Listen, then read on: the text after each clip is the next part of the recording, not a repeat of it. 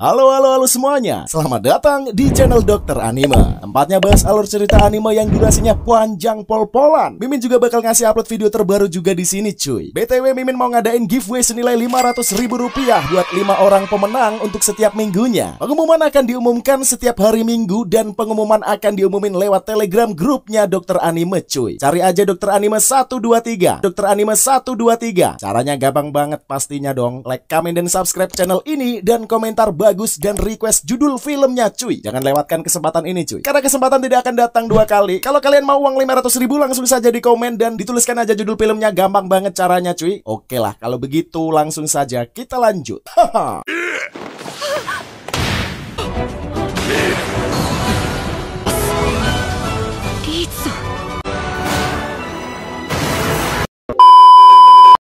Halo semuanya, para manusia berjiwa mulia dimanapun kalian berada. Selamat datang kembali di channel Dokter Anime by ABP Official. Dokter Anime sudah pastinya adalah tempat bahas alur cerita anime terbaik, terseru, terbaru, dan terlengkap. Kali ini kita akan bahas anime yang berjudul Tensei Kizoku Katei Skill de Nariyagaru. Siapa nih di sini yang demen banget sama anime bergenre adventure, fantasi, ataupun isekai? Mimin yakin pasti banyak banget jumlahnya. Seorang pencari nafkah biasa meninggal, suatu hari terlahir kembali sebagai Ars, putra dari seorang bangsawan. Meskipun dia tidak memiliki bakat sihir ataupun ilmu pedang, dia memiliki kemampuan yang tidak dimiliki oleh orang lain, yaitu adalah penilaian. Keterampilan ini sangat berguna dalam situasi negara saat ini.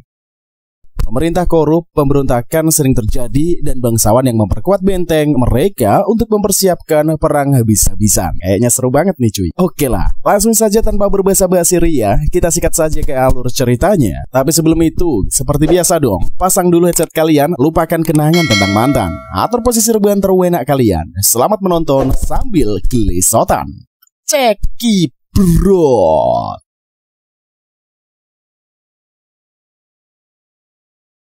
Cerita dibuka dengan memperlihatkan kisah awal permulaan Ars Loven meneruskan kepemimpinan sang ayah yang telah tewas.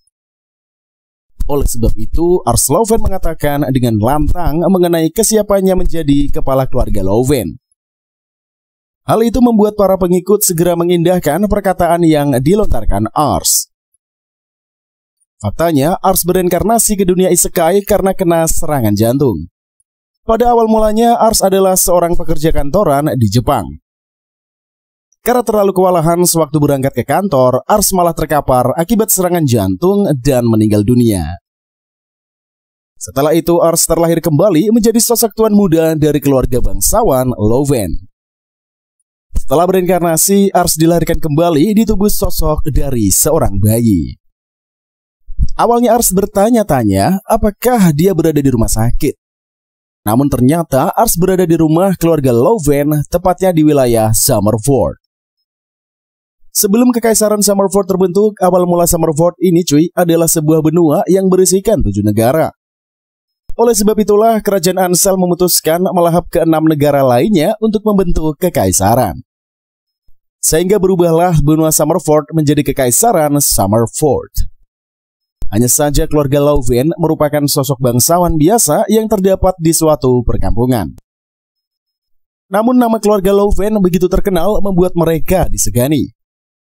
3 tahun telah berlalu, Ars tumbuh menjadi pria yang gemoy. Ars mulai menjalani kehidupannya dengan kemampuan baru pada tubuhnya. Sebab setelah terlahir di tubuh keluarga Loven, dia malah mendapatkan kekuatan. Faktanya Ars dapat menilai kekuatan seseorang lewat penilaian. Sehingga dengan menyaksikan wajah target, Ars berhasil mengidentifikasi keahliannya. Lantas Ars memutuskan untuk belajar di kamarnya. Kemudian pelayan datang melayani Tuan Ars yang masih berumur 3 tahunan. Di kesempatan itulah Ars melanjutkan perjalanannya. Dia mengecek anggota tempur keluarga Loven sehingga Ars berkunjung ke ruangan latihannya para prajurit. Tampaknya para prajurit sudah biasa diperhatikan oleh Ars saat latihan. Karena telah menjadi rutinitas untuk Ars menyaksikan hal itu. Kemudian Ars terkejut melihat Millet yang kalah bertarung. Namun yang lebih mengejutkan lagi, ternyata Millet mempunyai kekuatan lain, yaitu unggul di bidang memanah. Ars segera meminta Millet mempraktekkan proses memanah. Sontak saja semua orang terkejut melihat kemampuan hebat dari Millet. sehingga mereka pun menyimpulkan bahwa Millet lebih cocok menjadi seorang pemanah. Kemudian Ars makan siang dan berbincang dengan ayahnya. Lalu Tuan Loven cukup kagum karena Ars mengetahui kemampuan dari prajuritnya. Sehingga seusai makan Ars melanjutkan aktivitas yang lainnya. Esoknya Ars melakukan perjalanan keluar, dia melihat sosok Ras Marka.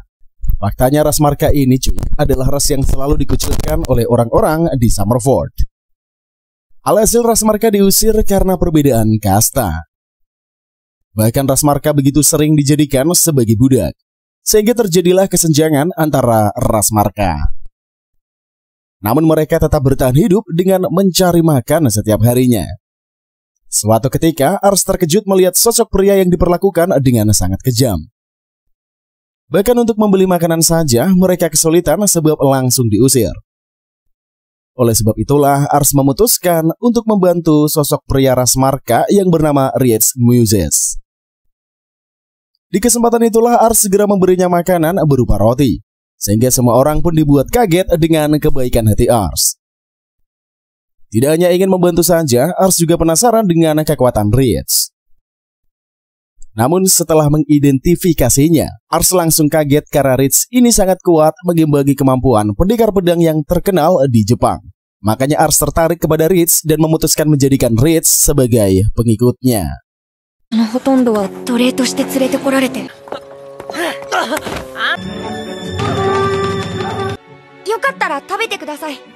Awalnya Rietz menolak karena kesenjangan dari rasnya. Namun sayangnya Ars tidak peduli. Dia merasa Rietz begitu berguna.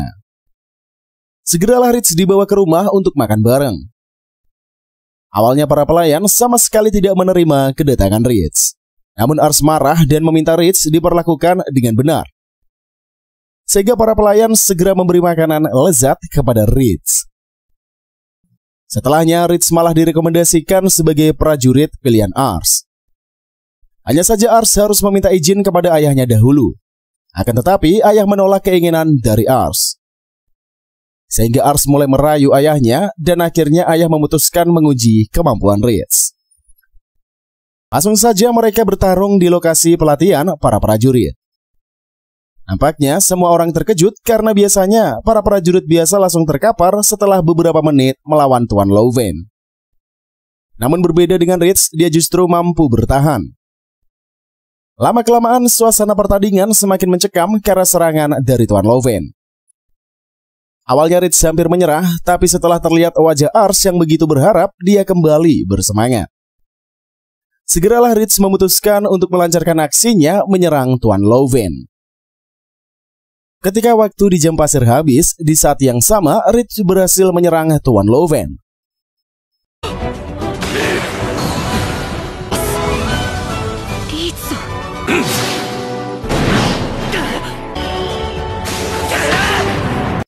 Alhasil Rietz diberikan izin menjadi prajurit pilihan yang akan dilantik. Tentunya hal itu membuat semua orang menjadi terkejut. Esok harinya, Rietz mulai bekerja di hari pertamanya menjadi seorang pengikut dari Tuan Muda Ars. Selanjutnya, scene diperlihatkan keseharian Tuan Ars yang sibuk memupuk diri menjadi orang hebat. Sehingga suatu saat nanti, Ars berharap bisa menciptakan kejayaan dan bisa mensejahterakan rakyat miskin serta penduduk yang tidak mendapatkan keadilan. Tidak lupa pula, Ars mempersiapkan para pendukungnya seperti Rietz. Maka dari itulah Rietz harus mengasah kemampuannya menjadi prajurit kesetiaan Ars. Bahkan Rietz mempersiapkan dirinya untuk bertahan menjadi anggota terbaik Ars. Ars sendiri terlihat begitu bangga pada kepribadian Rietz yang berkembang pesat. Sebab awalnya Rietz datang ke sana dalam keadaan yang kumuh. Namun sekarang Rietz berubah drastis. Dia mampu berbaur di antara para bangsawan. Tidak hanya itu saja, justru Rietz lebih berwawasan di antara keluarga Loven. Tidak lama kemudian, Ars dikunjungi oleh Rietz karena waktu belajar telah tiba. Segeralah Rietz membantu tuannya untuk memahami materi pembelajaran. Sehingga Rietz menjelaskan tentang perjalanan benua Summerford yang kini berubah menjadi Kekaisaran Summerford. Faktanya, Kekaisaran Summerford terbentuk pada masa 200 hingga 300 tahun yang lalu. perkembangan pesat terjadi berbeda dari sebelumnya. Kekaisaran telah berubah drastis karena kepemimpinan yang telah berpindah. Diketahui kepala kekaisaran saat ini adalah Baidora ke-7, yang tentunya berusia 8 tahun. Setelahnya terjadi beberapa pemberontakan besar sehingga para gubernur ingin bagian memilih melindungi kebijakan masing-masing daerah dan mengabaikan kekaisaran, serta melakukan perbaikan otonomi mereka agar lebih cakap. Oleh sebab itulah, tekanan tersebut yang akan membuat terjadinya perang besar. Maka Ars membutuhkan orang-orang seperti Ritz untuk membantu dirinya.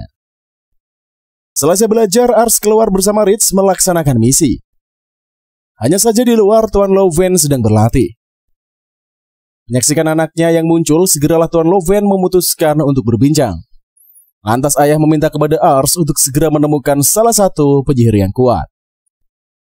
Sebab mereka akan memerlukan satu penyihir untuk menunjang kekuatan keluarga Loven. Maka Ars akan segera pergi mencari penyihir yang diminta sang ayah. Namun sayangnya Ars tidak menemukan targetnya. Sialnya saat di perjalanan, Ritz malah dirampok oleh Charlotte. Dia merupakan sosok anak jalanan. Lantas Ritz turun tangan, dia mengejar Charlotte. Namun mereka kaget saat Charlotte disiksa, sehingga Charlotte segera diselamatkan.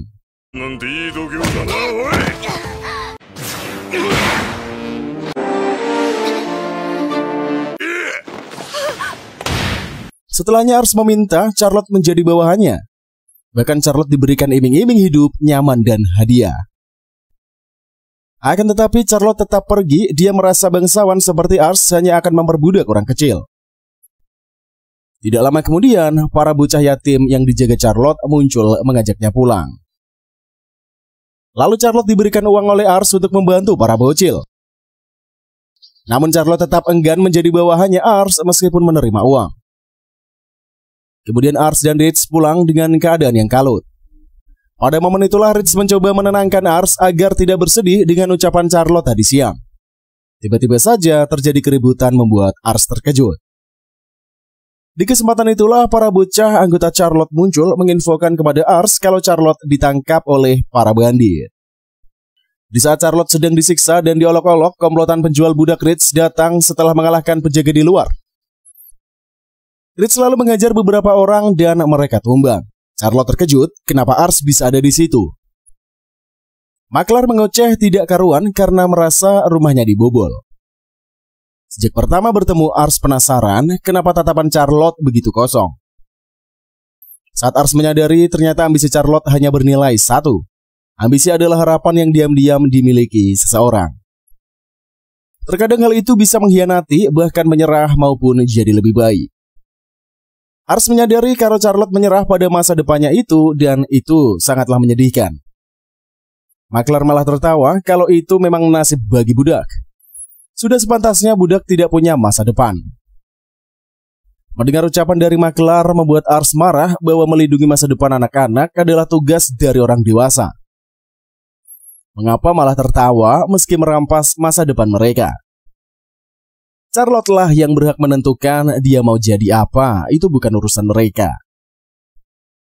Charlotte yang sudah lama berhenti menangis dan bermimpi melihat Ars mati-matian membelanya, tiba-tiba air matanya pun mengalir. Dia akhirnya menangis. Charlotte menyuruhnya untuk pergi, tapi Ars mengatakan untuk menunggu sebentar. Saat komplotan itu mulai menyerang, Ritz dengan mudahnya melumpuhkan mereka. Kemudian Ritz dikeroyok, tapi dengan mudahnya dia mengalahkan mereka.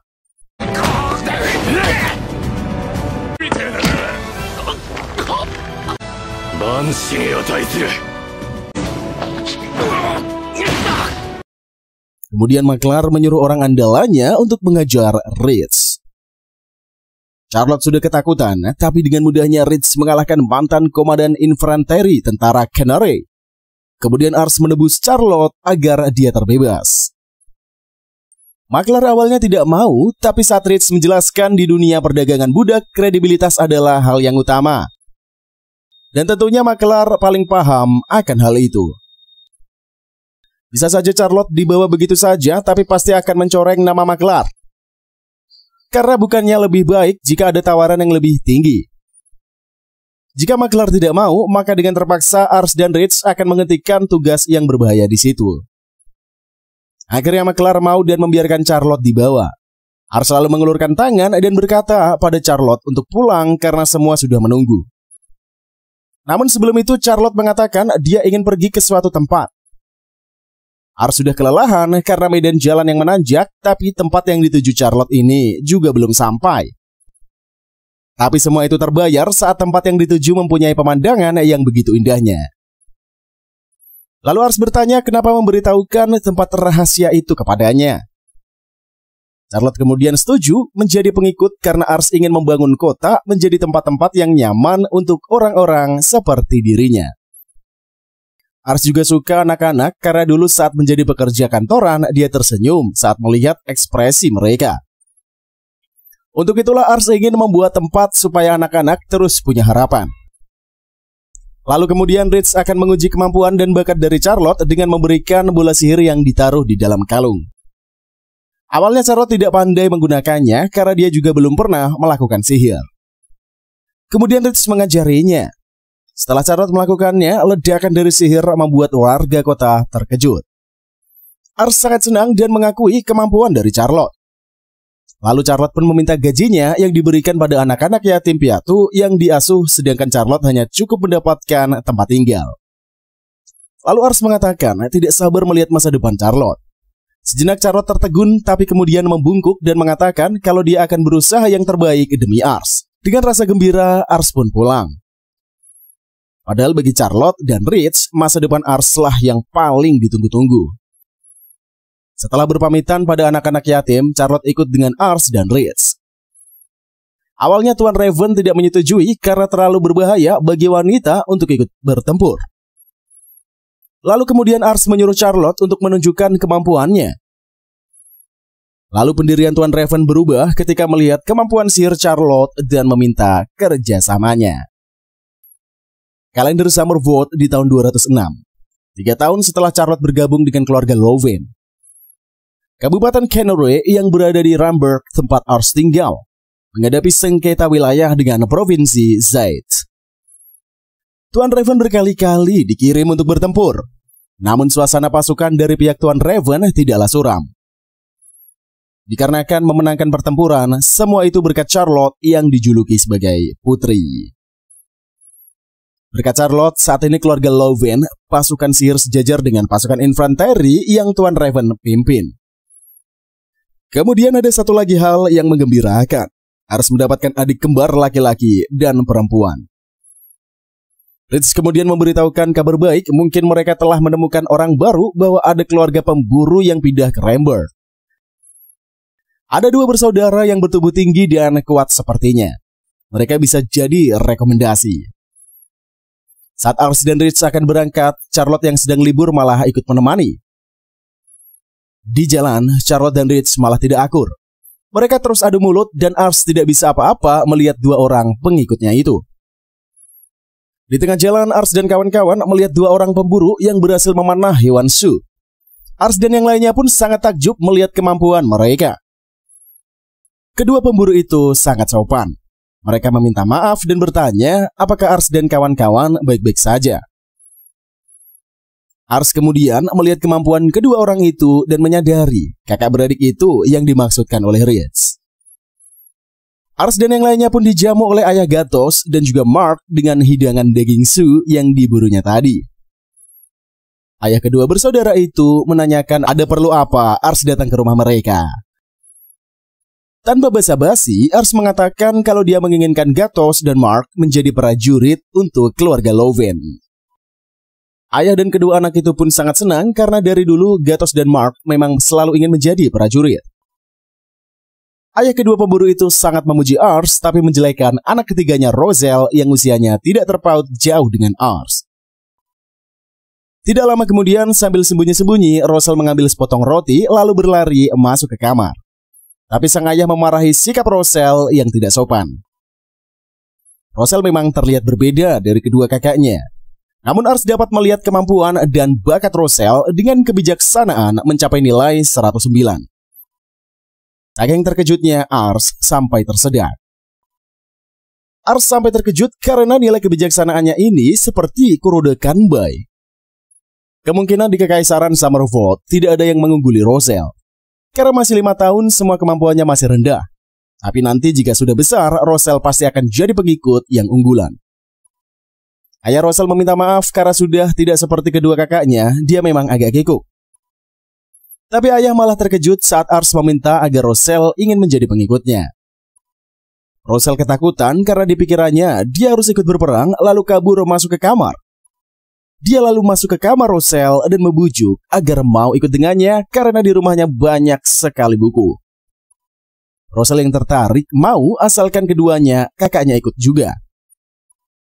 Di rumah keluarga Loven, Gatos dan Mark diajak ke tempat latihan oleh Charlotte. Sedangkan Rosel dibawa ke perpustakaan ditemani oleh Rich karena Ars ada pelajaran harian. Ars yang ketiduran lalu berlari menuju perpustakaan dan melihat Rosel yang ketiduran setelah membaca buku yang begitu banyak. Baru diajari kata yang baru, Rosel langsung ingat. Dan tidak hanya itu saja, dia memperdalam pemahamannya dengan membuat analogi yang lebih jauh. Ars tidak menyangka hanya akan dalam beberapa waktu saja, kebijaksanaannya ini terus meningkat. Daya serap Rosel pun luar biasa. Namun yang lebih mengejutkan, ternyata Rosel belajar huruf secara otodidak. Karena dia dan kedua kakaknya tidak pernah diajari dalam membaca. Agar tidak membuat Rosel kecil hati karena dia tidak pandai berburu seperti kedua kakaknya. Ars selalu memberitahu bahwa ada cara lain dalam berburu, yaitu dengan membuat perangkap. Rosel lalu membuat perangkap dengan daya pikirnya yang luar biasa, membuat ayahnya menyuruh Ars untuk membawa Rosel juga. Rosel mengira ayah membencinya karena dia, ibu mereka meninggal. Padahal ayah melakukan itu agar Rosel bisa hidup di tempat dia bisa bersinar.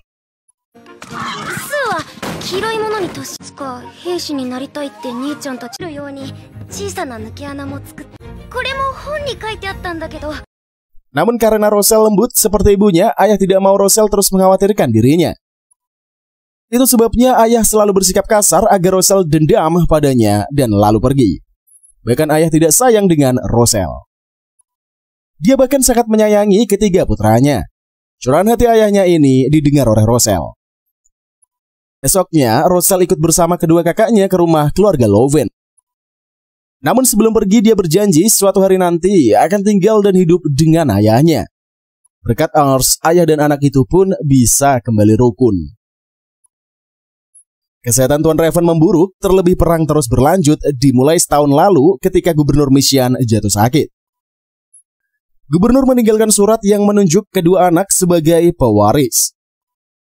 Namun klan sang kakak menuduh bahwa itu rencana adiknya, Basamar. Sang kakak yang dianggap tidak kompeten belakangan ini mengukir prestasi di medan perang. Karenanya banyak pengikut yang berpikir untuk memilih sang kakak menjadi pewaris. Dengan adanya faksi pembela sang kakak dan faksi pembela sang adik, Provinsi Mission mengalami konflik. Mengetahui itu, provinsi tetangga Sedge datang melancarkan serangan. Ars yang sudah berusia 9 tahun sudah menduga kalau dia harus ikut berperang. Namun yang lebih membuat Ars kaget adalah ayah telah menetapkan pertunangannya.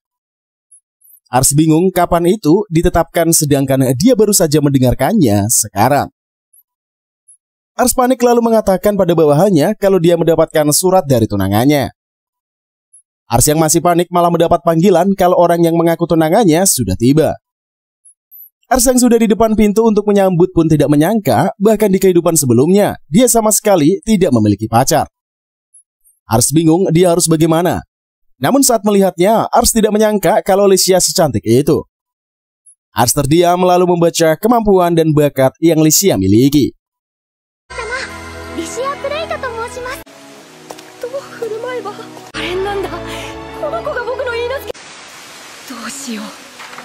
Kemampuan politik Licia bernilai 100 dan ambisi 80.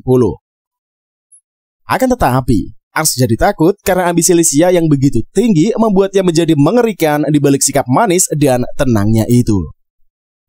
Ars tidak langsung tergoda karena mungkin itu bagian dari rencana Licia. Agar mendapat kesan yang baik, Ars sudah berpikiran kalau Licia akan mengambil posisi mereka dengan kondisi ayah sekarang. Hanya Ars yang bisa menghentikannya. Sebagai tuan rumah yang baik, Ars mengajak Licia berkeliling. Licia memarahi bawahannya karena tidak sopan mengatakan Rich adalah ras marka. Ars melihat betapa sopan dan dalam sekejap Licia mendapatkan perhatian dari para pelayan. Licia pandai berkomunikasi. Ia pun juga cerdas dan paham dengan tata krama. Selain itu dia juga sangat cantik. Jika Ars tidak punya skill menilai, pasti sudah jatuh hati kepadanya. Setelah cuaca cerah, Licia diminta diajak berkeliling ke kota Rumber. Di kota Licia melihat kalau Ars sangat disukai dan disayangi oleh warga. Tidak disangka ketika di pasar terjadi perselisihan antara pedang dengan distributor. Licia meminta pada Ars agar dia boleh menyelesaikan perselisihan itu dengan meminta satu imbalan. Dengan kemampuan politiknya, Licia berhasil mendamaikan kedua orang tersebut dan Ars meminta agar dibuat perjanjian di atas kertas.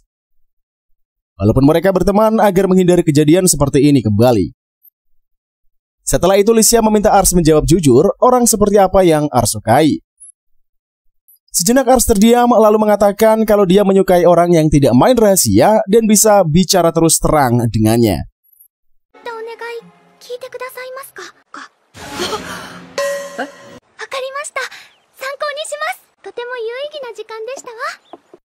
Licia tersenyum lalu mengatakan kalau dia mengerti dan akan menjadikan itu acuan buatnya.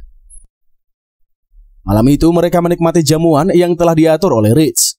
Semua menikmati perjamuan yang dimeriahkan oleh Sir Charlotte yang indah. Jadinya Ars tidak mengetahui isi hati Licia, walaupun dia menginap, Ars tetap harus berjuang. Licia mengajak Ars untuk berbicara serius sebelum tidur. Licia bertanya bagaimana pendapat Ars tentang dirinya. Karena sejak dia datang, Ars menaruh rasa curiga dari raut wajahnya. Licia bertanya apa yang Ars curigai dari dirinya. Ars lantas mengatakan kalau dia dapat mengukur kemampuan dan bakat seseorang. Karena Ars melihat bakat dan ambisi Licia di luar batas normal. Jadi dia mengira semua tindakan Licia sudah direncanakan. Makanya lah Ars mencurigai kalau Licia punya niatan tertentu. Ars tidak tahu Licia akan percaya atau tidak. Tapi di luar dugaan ternyata dia percaya kalau Ars punya kemampuan itu. Justru tindakan Ars ini membuat semua jadi masuk akal bagi Licia. Licia lalu mengatakan kalau ambisinya adalah diakui oleh pria yang luar biasa. Licia lalu mengatakan kalau dia ingin menikah dengan Ars setelah bersama Ars seharian. Dunia bangsawan itu kotor, penuh kebohongan dan tidak ada seseorang pun yang bisa bicara jujur. Mereka tidak takut menjatuhkan orang lain demi status dan kekuasaan. Licia berpikir harus bergabung dengan keluarga yang lebih besar dan kuat. Namun saat bersama dengan Ars, kebaikannya melampaui status sosial dan kekuasaan. Tidak ada duanya pokoknya. Licia berjanji jika ada yang menghalangi Ars dalam menciptakan dunia yang indah, Licia akan menghancurkan siapapun itu. Saat Ars berusia 11 tahun, sakit yang diderita Tuan Raven semakin parah. Dokter mengatakan kalau tubuhnya ini semakin lemah. Untuk itu dokter menyuruh Ars untuk mempersiapkan diri. Ars sedih padahal dia belum sempat membalas budi kepada ayahnya itu. Ars berharap dia diberikan waktu sedikit lagi. Di istana Arskantes, Gubernur Maesian yang dibunuh oleh orang tidak dikenal. Karena sudah terpojok oleh prajurit, orang tersebut melarikan diri dengan terjun dari atas kemudian meninggoy. Jadi tidak mendapatkan informasi apa-apa darinya. Tuan Raven yang sedang sakit mendapatkan kabar bahwa Gubernur Maesian telah terbunuh. Lalu bertanya pada Roselle, menurutnya akan jadi seperti apa keadaan setelah kejadian tersebut. Roselle mengatakan tidak salah lagi dalam waktu dekat akan timbul perang yang besar. Dengan tiadanya gubernur, perang antara pewaris akan semakin serius. Mulai dari sekarang, para bupati dan provinsi Maesian akan dipaksa untuk memilih antara mendukung sang kakak Tuan Crane atau sang adik Tuan Basamar. Kemungkinan Bupati Kenner ini Tuan Lemaire akan memilih Tuan Crane. Saat itu terjadi, mereka juga akan mengikuti pilihan Tuan Lemaire, pesan Tuan Raven pada Ars dan kawan-kawan. Tuan Raven juga mengatakan sebentar lagi akan ada undangan dari Tuan Lemaire dan memerintahkan Rich untuk mempersiapkan militer supaya bisa bergerak kapan saja. Tuan Raven bermaksud untuk bersiap juga, tapi kondisi tubuhnya tidak memungkinkan untuk melakukan perjalanan ke istana Kenner. Rich mengatakan bahwa undangan dari Tuan Lemaire sudah datang pada Ars. undangan itu meminta seluruh kepala wilayah untuk berkumpul di Istana Canary. Karena Tuan Raven tidak bisa pergi, Rich bermaksud akan pergi dengan Charlotte sebagai perwakilan. Akan tetapi, Ars bersikeras akan datang menggantikan ayahnya. Di kota berbinding, Canary Ars sudah bersiap akan bertemu bupati dari Canary.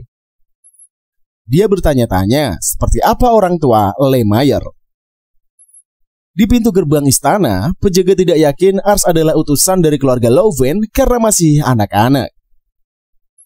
Namun setelah melihat Charlotte, penjaga mengenali kalau dia adalah putri api dari Loven.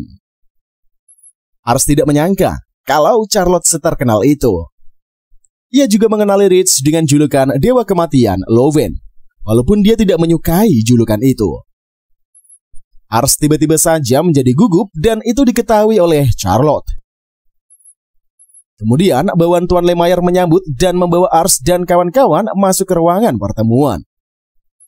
Ketika masuk, Ars yang gugup langsung memperkenalkan diri saking tegangnya karena pertama kali bertemu dengan para pemimpin wilayah.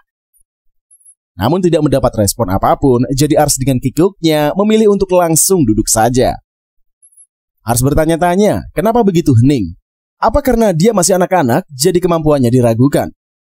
Kemudian Tuan Claire Orslow, pemimpin wilayah Khmer, menyapa. Ars baru ingat kalau dulu waktu kecil Tuan Claire ini sering menemaninya saat bermain. Ars meminta maaf karena tidak menyapanya duluan. Melihat Ars yang masih tegang, Tuan Claire malah memberikan kue. Sementara Tuan Haman memelototi Ars dengan tatapan membunuh. Hal itu membuat Ars menjadi ketakutan. Kemudian Tuan Lemaire ini masuk ke ruangan pertemuan. Setelah memberi salam hormat, Tuan Lemaire menyampaikan secara langsung kalau dia akan mendukung Tuan Crane dan niat itu tidak akan berubah. Lalu Tuan Lemaire bertanya apakah ada yang tidak setuju. Kemudian semuanya menjawab setuju dan mendukung keputusan Tuan Lemaire sebagai pemimpin wilayah Canary. Ada rumor bahwa Provinsi Zeitz akan memanfaatkan momen itu untuk datang menyerang. Jadi, setiap wilayah diperintah untuk mempersiapkan militer menghadapi perang-perang yang akan datang. Lalu pertemuan pun selesai. Ars merasa kelelahan karena dari tadi dia sangat tegang. Tuan Lemaire ini mengapresiasi Ars karena telah menggantikan ayahnya meskipun masih berusia 11 tahun. Tuan Lemaire juga berharap pada pasukan Loven meskipun dari wilayah kecil tapi kekuatannya akan bisa melebihi ekspektasi yang diharapkan. Tiba-tiba saja Tuan Haman mendatangi Ars dengan marah karena putrinya Alicia dalam keadaan suasana hati yang buruk.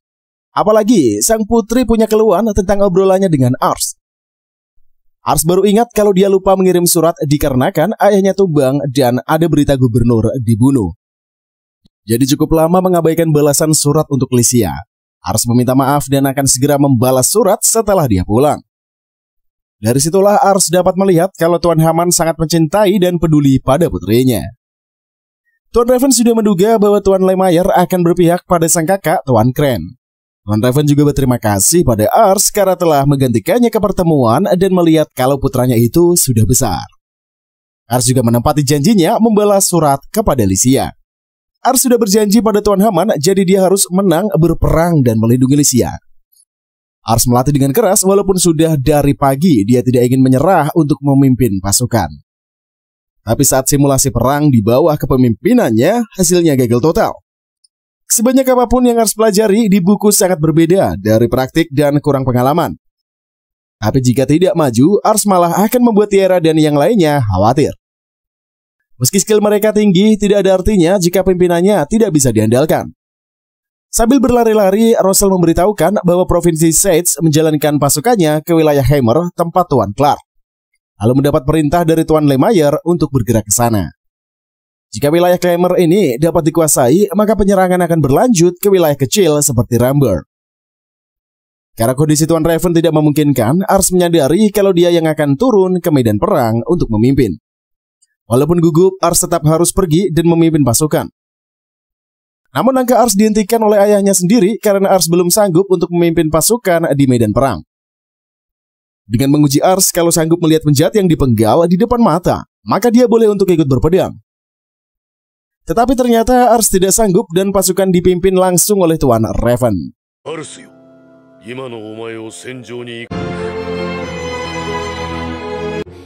リッツさんやシャーロットさんがいてくれます。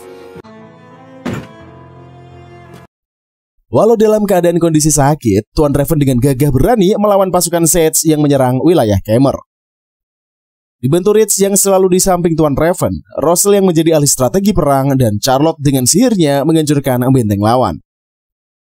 Peperangan dimenangkan oleh Tuan Raven dan pasukannya, namun saat itu juga Tuan Raven jatuh pingsan di atas kuda. Perang berlangsung selama 1 bulan. Tuan Raven dan yang lainnya pun pulang 4 hari setelah berlalunya ulang tahun Ars yang ke-12. Tuan Raven yang sekarat sudah dibaringkan di ranjang. Si kembar khawatir apakah ayah mereka akan meninggalkannya, tapi Nyonya Loven menenangkan kedua anaknya itu. Reeds dan kawan-kawan yang berada di depan pintu kamar Tuan Raven terkejut saat melihat luka di wajah Ars yang datang menyapa. Ars mengatakan itu hanya luka dari hasil latihannya dan tidak apa-apa, jadi tidak usah khawatir. Lalu Ars bertanya kabar dari ayahnya. Sesuai yang disampaikan lewat surat, Tuan Raven berjasa besar saat di medan perang. Entah karena apa, justru karena itulah Tuan Raven tumbang setelah semuanya usai. Walaupun dalam keadaan sakit, tapi Tuan Raven berperang dalam kurun waktu yang cukup panjang. Ars menyalahkan dirinya karena membiarkan ayahnya pergi berperang. Russell dan yang lainnya pun mencoba menghibur agar Ars tidak merasa sedih. Dengan wajahnya yang dipaksa tersenyum, Ars selalu berlalu pergi dan meminta untuk memberitahunya jika terjadi apa-apa dengan ayahnya. Dengan keadaan Ars yang seperti itu, membuat Russell dan kawan-kawan jadi khawatir. Reeds berharap Ars tidak tumbang karena memaksakan diri untuk berlatih. Larut malamnya, Licia datang karena mengkhawatirkan Ars. Licia meminta maaf karena datang selarut itu. Licia dapat merasakan surat-surat yang dikirimkan Ars ada kejanggalan sejak peperangan tempo hari. Licia tidak merasakan kegembiraan dalam surat-surat yang dikirim oleh Ars dan bertanya apa yang terjadi. Reeds selalu meminta maaf dan mengatakan saat eksekusi mati, Ars merasa tidak berdaya karena tidak bisa ikut dalam berperang. Ars menyalahkan dirinya karena telah memperburuk kondisi dari Tuan Raven. Dia tersiksa oleh rasa bersalah.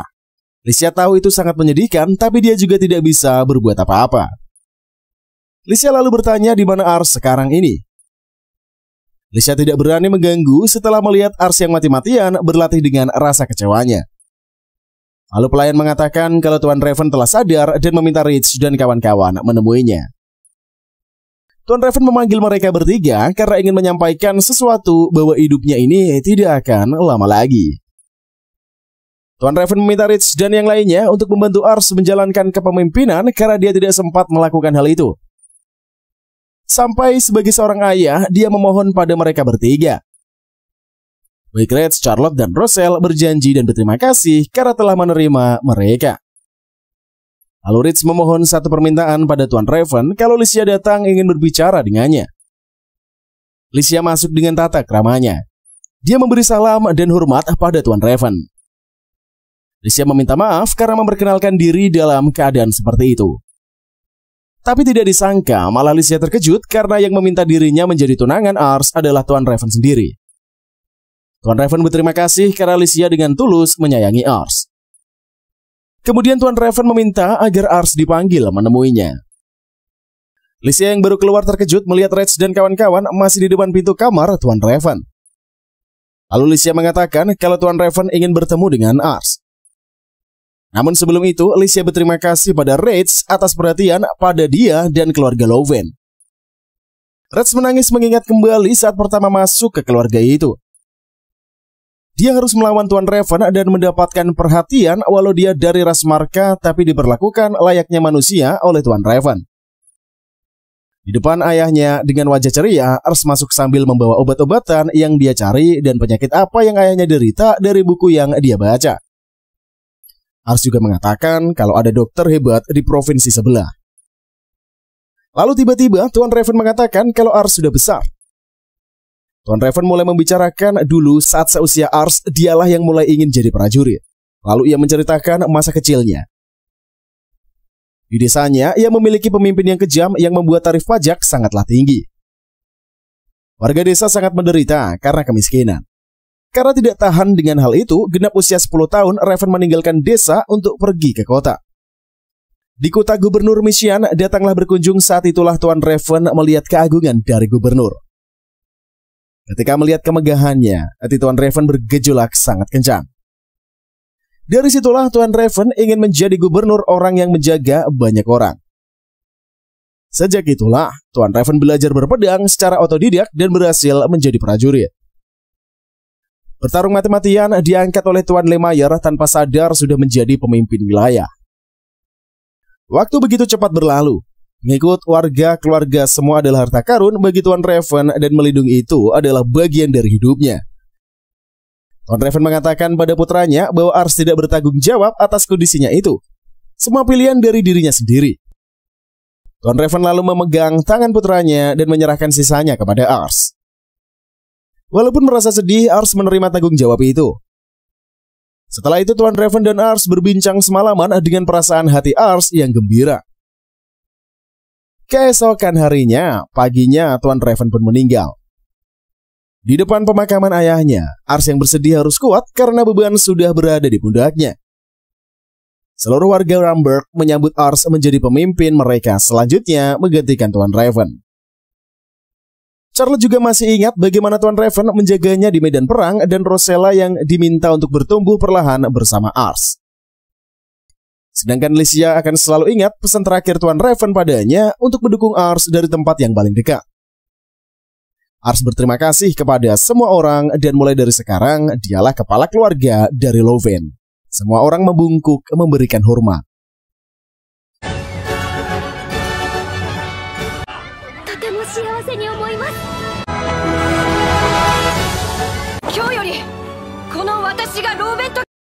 Tiga bulan berlalu setelah kematian Tuan Raven. Ars masih belum terbiasa dengan tugas pemimpin wilayah. Tapi Ars bisa melewatinya berkat bantuan dari semua orang. Ritz lantas memanggil Ars apakah sudah siap berangkat. Sebelum berangkat, Ars mendatangi makam ayahnya untuk menceritakan semua yang dia alami. Namun kali ini dia harus segera berangkat. Di depan makam ayahnya, Ars berkata kalau dia tidak seperti Tuan Raven, tapi dia akan tetap berjuang dengan caranya sendiri. Di Istana Kanare, untuk mengenang, Bupati Lumayer mengatakan kalau Tuan Raven adalah pria paling berperan besar lebih dari siapapun di medan perang. Setelah itu Tuan Lemaire memegang pundak Ars dan mengatakan kalau dia adalah penerus dari Tuan Raven sebagai kepala keluarga Loven. Kemudian Ars memperkenalkan dirinya secara resmi bahwa dia adalah Loven alias pemimpin wilayah Ramberg.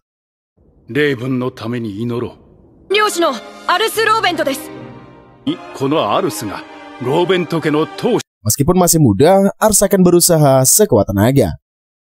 Kemudian Tuan Lemaire langsung mengadakan rapat meskipun Tuan Kren dan Tuan Basamark sedang gencatan senjata. Akan tetapi sebagai pendukung, Tuan Kren sudah saatnya mengumpulkan pasukannya. Perang akan segera dimulai. Lalu Tuan Lemaire menyuruh Menas untuk menjabarkan ulasannya.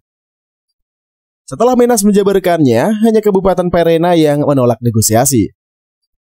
Jadi jika hendak menyerbu ibu kota Arkantes, Kabupaten Perena adalah jalur yang paling dekat dan tepat. Tapi jika negosiasi mereka diabaikan, maka tidak akan ada pilihan lain selain menaklukkan Perena. Ars menyela dan meminta izin apakah boleh dia dan pengikutnya memastikan dulu apakah Perena bisa diajak negosiasi atau tidak. Semua pemimpin terkejut memaksudkan apa itu. Namun sebelum itu beberapa hari yang lalu di kediaman keluarga Loven, Rosel mengatakan bahwa keadaan itu mencurigakan meski dalam kondisi yang bisa runtuh dalam sekali serbuan. Sikap bersikeras Perena ini mengabaikan negosiasi yang sangat aneh. Rosel menyadari ada yang tidak beres. Dalam kondisi seperti itu, jika menyerang begitu saja, bisa saja mereka akan terkena serangan balik yang parah. Rosel mengatakan kalau mereka harus memahami keseluruhannya lebih dulu. Yang jadi masalah adalah bagaimana mendapatkan informasi yang ada. Lalu Ritz memberikan saran untuk menyewa tentara bayaran. Ada grup tentara bayaran bernama Shadow dan Ritz sedikit tahu tentang mereka. Jadi jika nanti isi rapat tentang penaklukan Perena, Rosel menyarankan agar Ars mengajukan diri untuk mengurus masalah tersebut. Setelah itu, mendengar penjelasan dari Ars, Tuan Lemaire pun menyerahkan masalahnya untuk Ars tangani. Walaupun tegang, Ars lega, akhirnya rapat pun usai. Mereka pun kemudian menuju ke panti asuhan yang Ars bangun untuk anak-anak yang terlantar di jalanan. Kemudian anak-anak yang dulu bersama Charlotte sudah pada besar, mereka memanggil-manggil namanya Charlotte. Kemudian pengurus panti asuhan menyapa Ars yang sudah lama tidak datang.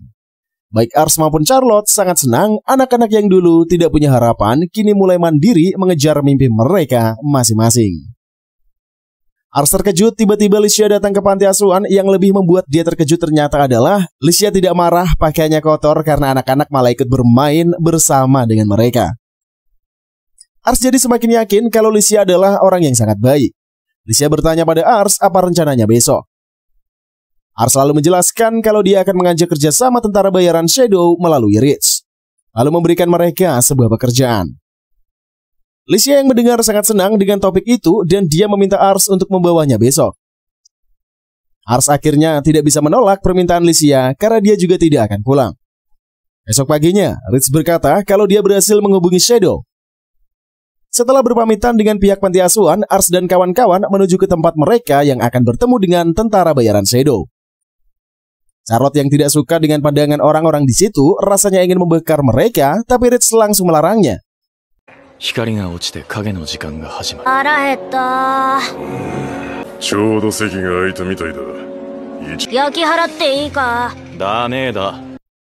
Lalu mereka pergi makan ke kedai. Betapa terkejutnya Ars saat melihat pelayan cantik yang berada di depannya itu. Yaitu adalah Fam, ketua dari tentara bayaran yang ternyata adalah seorang laki-laki. Fam bertanya kenapa Ars bisa tahu kalau dia adalah ketua Shadow. Tepat saat itu juga Reach datang menyelamatkan Ars. Dia berkata Licia mampu melihat raut wajah Ars yang berubah. Kemudian Licia dengan kemampuan politiknya melakukan negosiasi dengan Fam. Semula, Fam tidak percaya dengan bakat yang dimiliki oleh Ars, sampai nama-lamanya Mazark disebutkan. Fam terkejut kalau Ars bisa mengetahui namanya dan dia mulai menyukai Ars. Lalu menerima tawaran untuk bekerja sama.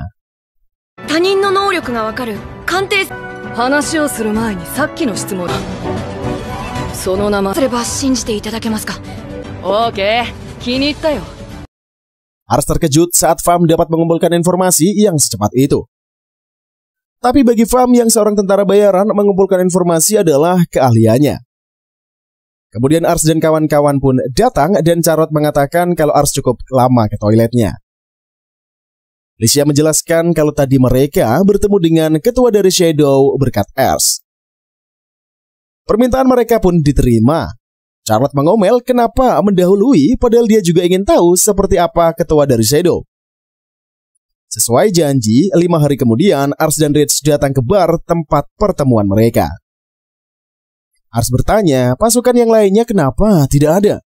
Ternyata karena semua sedang sibuk. Itu karena tugas penyelidikan membutuhkan banyak sekali orang.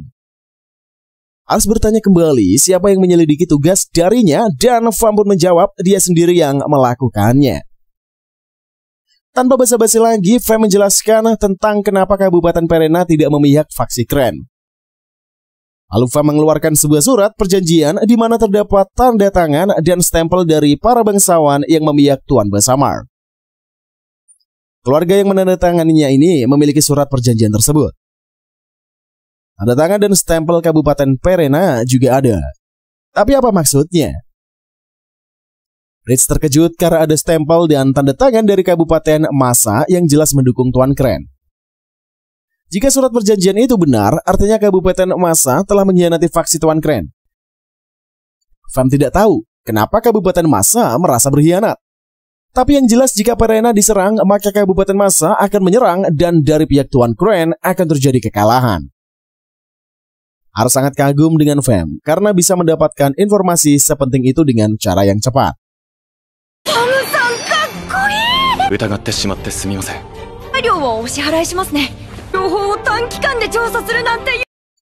Ars pamitan dan berjanji jika menyewa jasanya lagi, dia akan membayar dalam jumlah yang besar.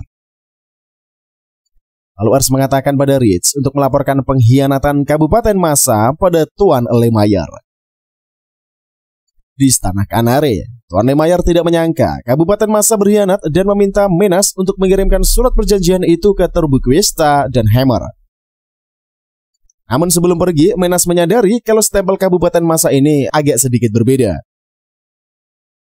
Ternyata benar, pihak Tuan Basamark memalsukan stempel Kabupaten Masa agar Kabupaten Perena berpihak kepada mereka.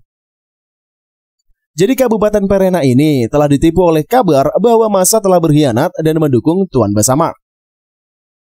Ketelitian Memas tidak diragukan lagi dan Tuan Lemayer sangat percaya kepadanya. Sebenarnya Perena hanyalah pion yang akan dikorbankan karena tujuan utamanya adalah batu sihir peledak. Sebuah batu langka yang cuma bisa diambil di Perena dari Seantario Misian. Jadi Tuan Basamark menahan Perena untuk mendapatkan batu sihir itu sebanyak yang ia bisa. Ars mencoba mengelabui wilayah Ramberg juga ingin bergabung dengan faksi Tuan Basamark. Seketerkejut itu Ars dengan pemilotannya Kabupaten Masa. Dalam urusan itu, Tuan Lemayer juga memilih untuk berpaling ke Tuan Basamark. Bupati Perena termakan strategi Ars dan mengatakan kalau dia mendapatkan surat perjanjian langsung dari Tuan Basamark. Saat Ars bertanya Kabupaten Masa yang dulu berpihak pada Tuan Kren kenapa berkhianat, jawaban Bupati Perena ini bahwa di medan perang mengkhianati teman agar menang adalah hal yang lumrah.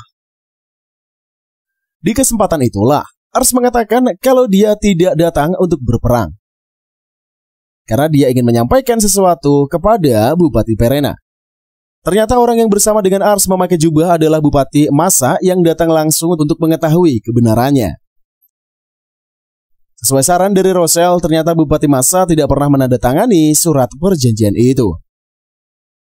Bupati Masa menjelaskan bahwa surat perjanjian palsu dan tetap berpihak kepada Tuan Kren karena dia tidak akan pernah berkhianat. Bupati Perena menyadari akan kesalahannya. Tapi apakah Tuan Kren masih mau memaafkannya karena dulu pernah menantang Tuan Kren? Bupati Masa lalu menasihati Bupati Perena dan mengatakan kalau dia lengah.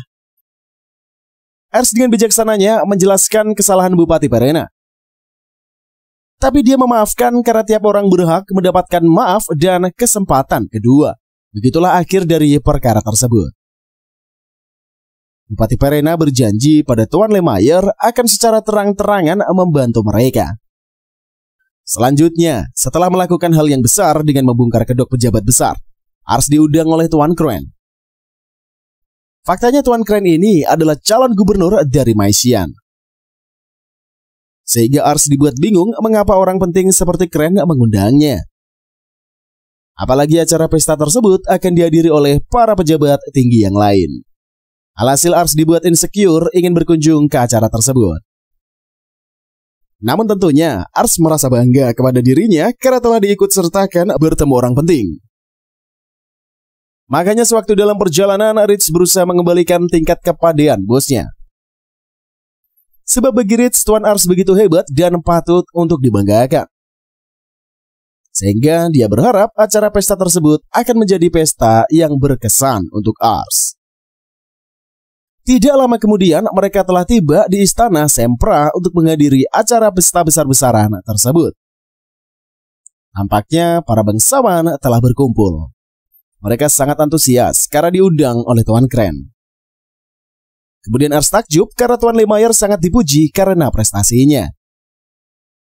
Sehingga Ars pun bangga kepada Lemayer karena kemampuannya. Hanya saja fokus mereka tergantikan kepada kemunculan Tuan Kren yang merupakan orang penting penyelenggara acara. Segeralah Tuan Kren melancarkan aksinya untuk melakukan pidato penyambutan terhadap kedatangan dari para bangsawan. Di kesempatan itulah Pak Kren segera mengucapkan beberapa kata sambutan.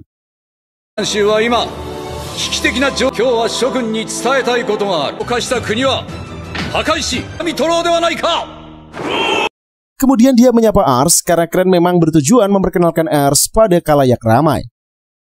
Karena baginya Ars telah melakukan banyak jasa untuk kepentingan wilayah. Segeralah Tuan Kren mengumumkan kepada para hadirin bahwasanya dia akan melakukan perang. Di kesempatan itulah Kren menginfokan tujuannya ingin menyatukan Provinsi Misian dan mendirikan kerajaan Misian. Setelah puas berpesta, Ars merasa resah. Tidak lama kemudian Tuan Kren muncul, dia mengajak Ars berbincang. Di kesempatan itulah Kren bertanya tentang penglihatan Ars terhadap anggotanya. Sehingga Ars pun ketakutan, dia takut Kren marah kalau dia berkata jujur. Namun Crane memaksa sehingga Ars menceritakan kalau para anggota Crane memang tidaklah kompeten. Melihat reaksi Crane membuat Ars bingung. Namun ternyata Crane cuma bercanda, dia bahkan meminta Ars ikut serta menjadi pasukannya. Kemudian Ars dijanjikan posisi sebagai Bupati Kanare. Hal tersebut membuat Ars terkejut, mustahil seorang pejabat kecil sepertinya diangkat jadi bupati wilayah yang besar. Lantas Crane berjanji untuk mendukung Ars asalkan Ars membantunya dalam perang. Dengan sigap Ars menjawab dia pasti akan memberikan segala dukungan terhadap Tuan Crane. Keesokan harinya, Ars dan Reds memutuskan untuk mencari sosok anggota yang kompeten. Hanya saja mereka kesulitan menemukannya padahal sekarang mereka berada di kota besar. Sementara para pengikut Basa Mark sedang berbincang untuk membahas misi mereka mengadu domba pihak Crane. Namun kelihatannya usaha mereka pun gagal dan harus menyingkirkan si pembuat onar. Faktanya Charlotte telah dilantik sebagai anggota pasukan Ars, sehingga dia begitu bersemangat dan mendukung segala keputusan Ars. Kemudian mereka melakukan pencarian untuk orang berbakat lainnya. Namun ternyata mereka mendapatkan rekomendasi dari wanita penjaga kedai. Sehingga muncullah wanita bernama Mariel. Keesokan harinya Mariel dibawa bertemu dengan Ars. Karena kelihatannya Mariel nggak cocok kerja di kedai. Awalnya Ars ragu, tapi setelah membaca penilaian ternyata kekuatan Mariel ini mengerikan bagaikan sosok monster. Sehingga Ars telah menemukan kandidat baru yang akan dipekerjakan olehnya.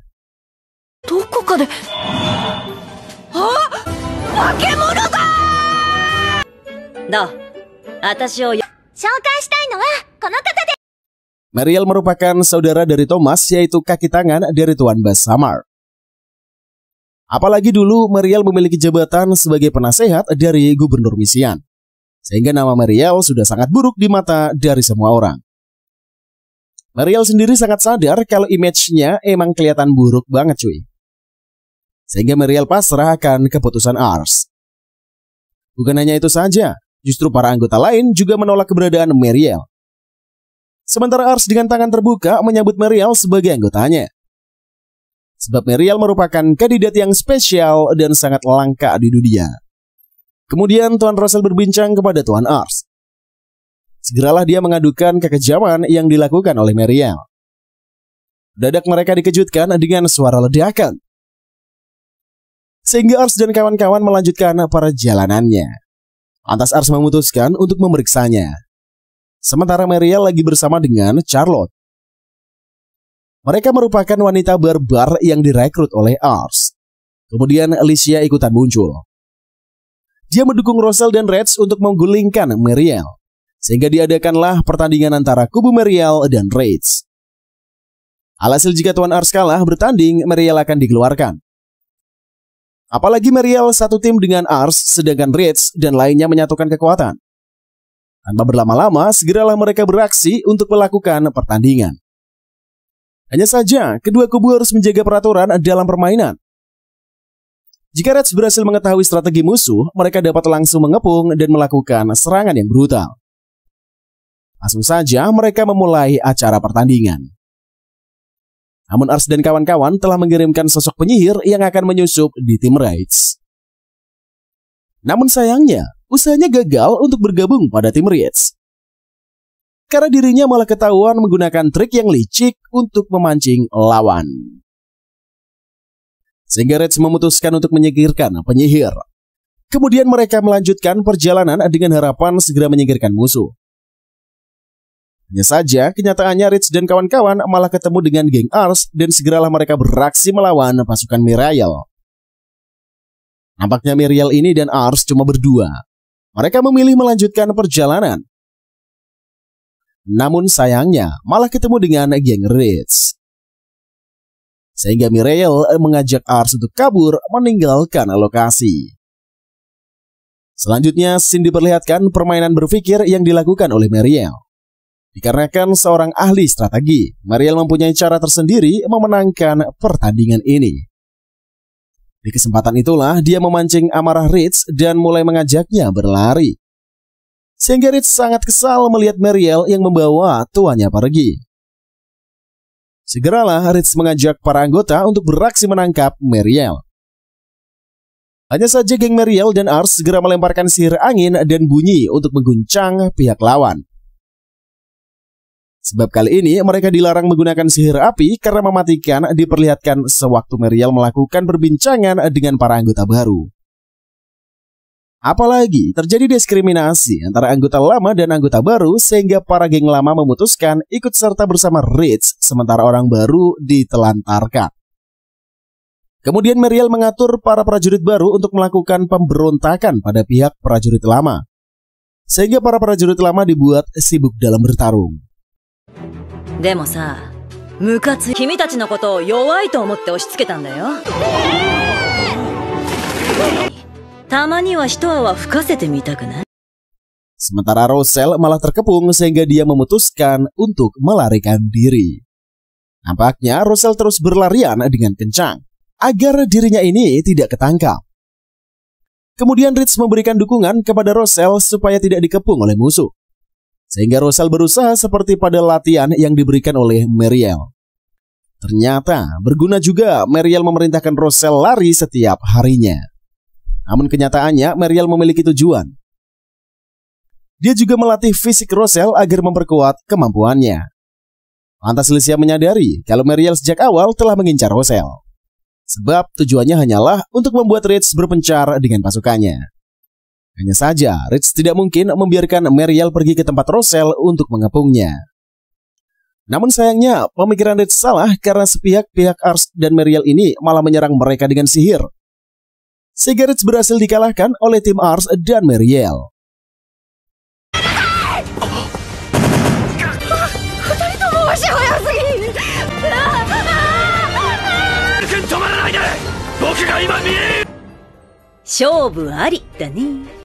Setelah selesai bertarung, Ritz dan kawan-kawan memutuskan untuk meminta maaf kepada Ars.